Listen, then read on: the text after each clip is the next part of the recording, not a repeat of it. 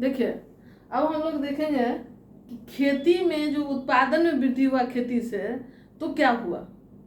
उत्पादन में जैसे ही वृद्धि होगा, एक्स्ट्रा जो उत्पादन होगा आपके पास, चाहे वो गेहूं हो, चावल हो, या दलहन हो, तेलहन हो, जो भी हो, उसका आप क्या करेंगे, उपयोग का सामान ही लोग रखते हैं अपने पास, बाकी जो होता है उसको बेच देते हैं। बेच के क्या होता है, तो पैसा, दूसरा पैसा जो बहुमूल्य चीज है वो जमा करना है। तो आज के जमाने में पैसा है, तो उस समय भी लोग व्यापार करके समृद्ध होने के लिए सोना का, जो उस समय ज्यादा मूल्य था, तो सोना इकट्ठा करना चाहते थे। तो खेती से अधिक उत्पादन प्राप्त हुआ। अधिक उत्पादन करने के लिए रोजगार भी बढ़ा, मतलब खेती करने वाले लोगों को लगाया गया, मजदूरी बढ़ गया, ज़्यादा से ज़्यादा लोगों को मजदूरी दिया जाने लगा कि खेती में रुचि जगेगा। फिर राजस्व, राजा का राजस्व भी बढ़ गया। राजस्व बढ़ गया, इससे क्या होता है, सभी वर्ग धीरे धीरे धनी होते हैं, मतलब अमीर होते हैं।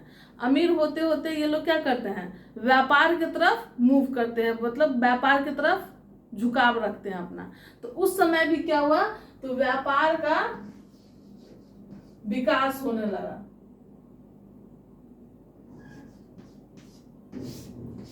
और उस समय का व्यापार किस प्रकार से होता था, इसको थोड़ा हम लोग इस नक्शा के माध्यम से, इस मैप के माध्यम से जानेंगे। अब देखिए, ये क्या है, आपको देखने से लग रहा होगा ये भारत है, तो ये वर्तमान भारत है। वर्तमान भारत की नक्शा कुछ इस प्रकार से है।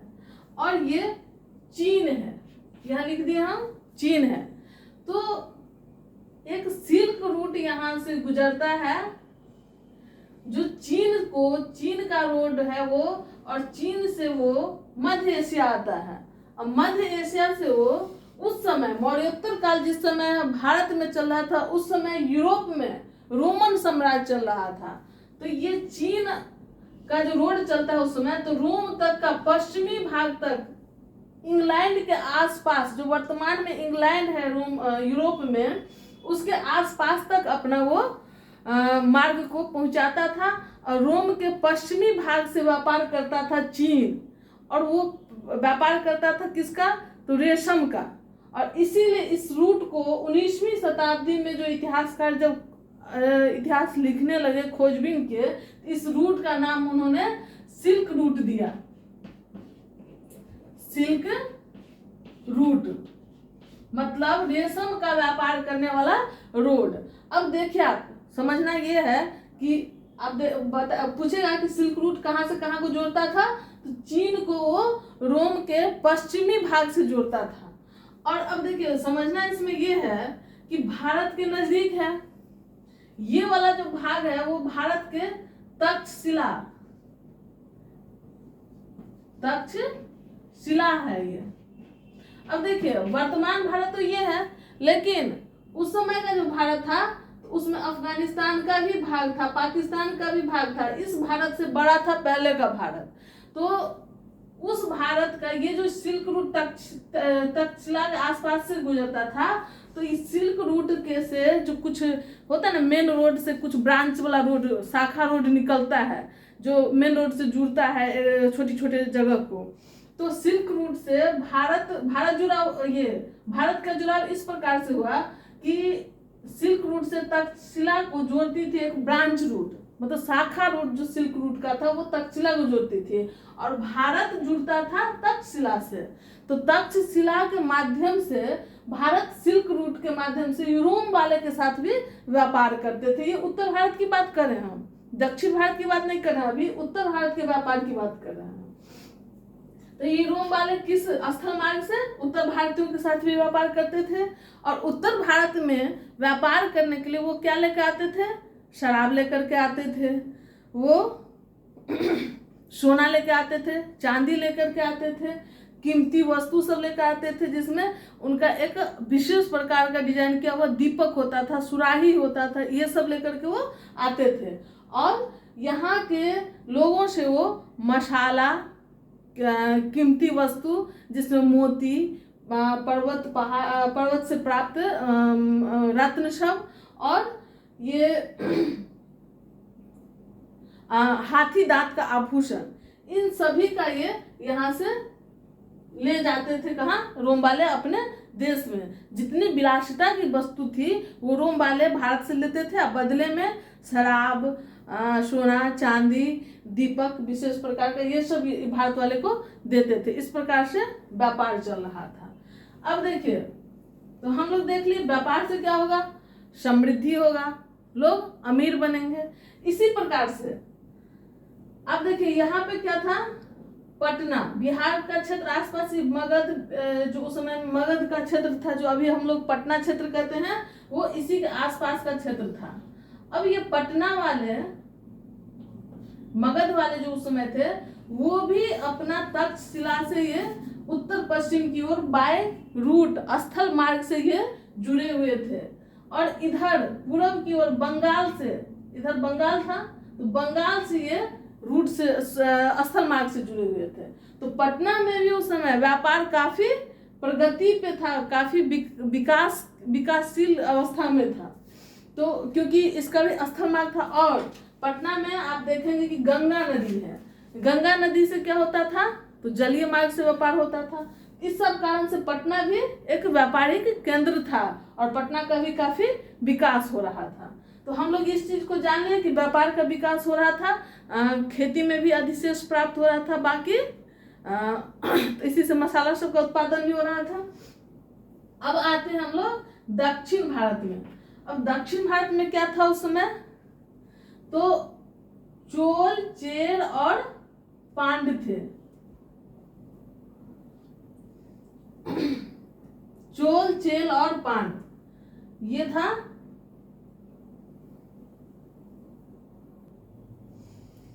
ये था चेर, ये पांड्य, ये चोल।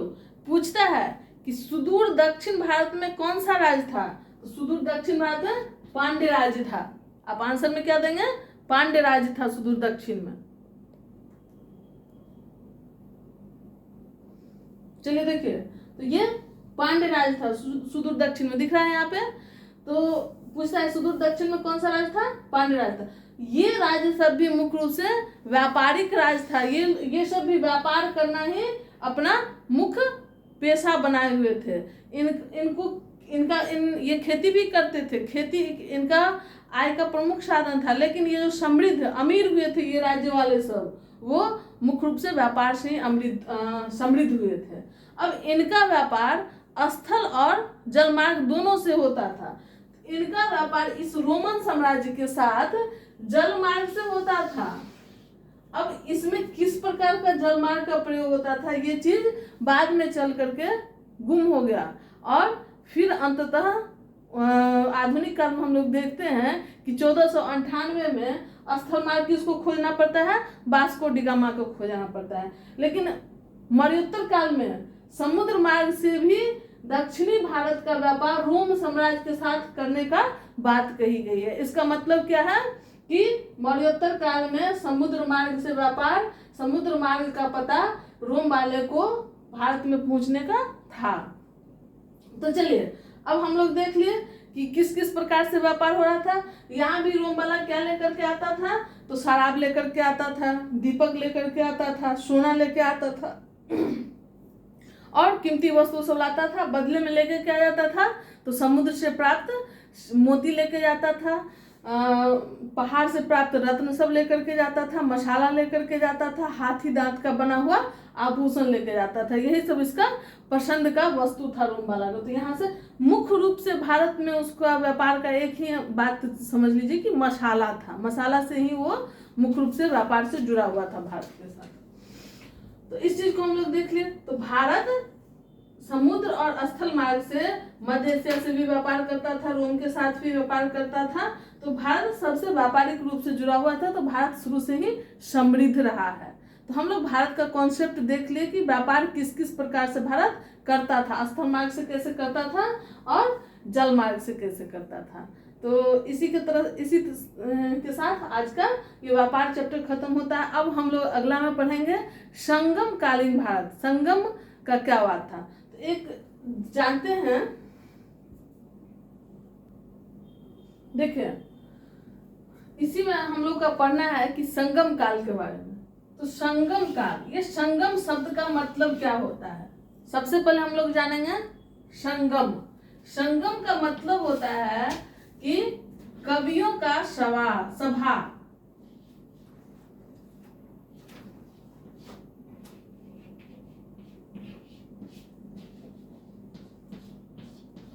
कवियों का सभा मतलब, सभा मतलब सम्मेलन, बैठक, मतलब सभी कवि जहां इकट्ठा हो उसी को कहते हैं कवियों का सम्मेलन। तो संगम का मतलब समझ लिए। संगम ये कवि का सम्मेलन कब से कब तक, इस कवियों के सम्मेलन के नाम पे ही इसका काल संगम काल कहा गया। और संगम काल कब से कब तक रहा? 2री शताब्दी ईस्वी पूर्व से 3री शताब्दी ईस्वी तक। लगभग ये भी कितना साल तक? लगभग 500 वर्ष तक ये संगम काल रहा। तो अब हम लोग इसको देखेंगे कि इसको पढ़ना क्यों आवश्यक है। तो सबसे पहले ये जानिए कि कवि का जो सम्मेलन हो रहा था, कवि का जो सभा बैठाया जाता था, ये मुख्य रूप से पांड्य राज्य के द्वारा बैठाया जाता था। और पांड्य राज्य का ये मानना था कि भारत में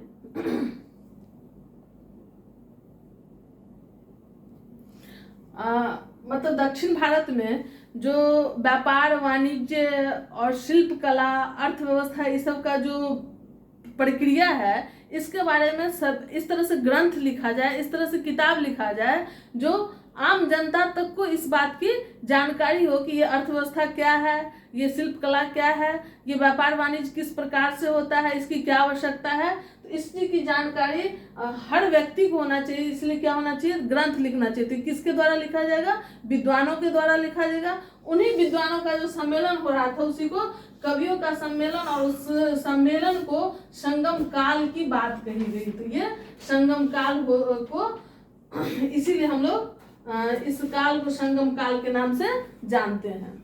चलिए, इस संगम काल का मुख्य उद्देश्य क्या था? अर्थव्यवस्था के बारे में वर्णन करना।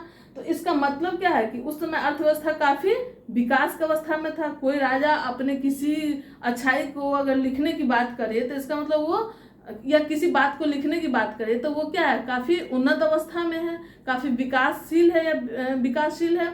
तो इसीलिए वो सबको बताना चाह रहे हैं कि हम इस प्रकार का शासन व्यवस्था रखे हैं कि हमारे समय में विकास किस प्रकार से हो रहा है अर्थव्यवस्था में। तो देखेंगे कि उस समय विदेशों से भी व्यापार होता है, पहले भी हम लोग देख लिए हैं, रोमन साम्राज्य से भी होता था। उस विकास के क्रम में एक बंदरगाह था, पुहार बंदरगाह।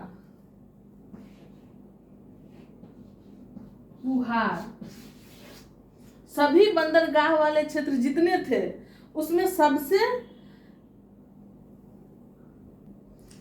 सबसे समृद्ध वाला बंदरगाह यही पुहार बंदरगाह था। इसके साथ विदेश का बहुत ही उन्नत किस्म का व्यापार चल रहा था पुहार वालों का। तो पुहार में जो व्यापारी लोग थे उनकी भवन भी काफी बड़ी बड़ी थी और कई मंजिल के भवन होते थे। उस भवन में सबसे ऊपरी तल्ला पे इसमें दिया हुआ है कि व्यापारी वर्ग रहते थे और नीचे के जितने एरिया थे उसके पास उस क्षेत्र को वो व्यापार उद्योग के लिए प्रयोग करते थे। तो इसका मतलब है कि काफी समृद्ध था पुहार का एरिया। तो हम लोग संगम के बारे में जानेंगे। संगम क्यों करते थे? तो कवियों का सभा लगाया जाता था। और क्यों लगाया जाता था ये सभा? तो ग्रंथ लिखने के लिए राजा द्वारा ये आदेश दिया गया था इन कवियों को कि आप ग्रंथ लिखिए जो अर्थव्यवस्था पर आधारित हो। इसीलिए इसको संगम काल कहा गया। तो हम लोग सारा कुछ जान गए। अब हम लोग आगे देखेंगे शहर की समृद्धि विकास किस प्रकार से हुई।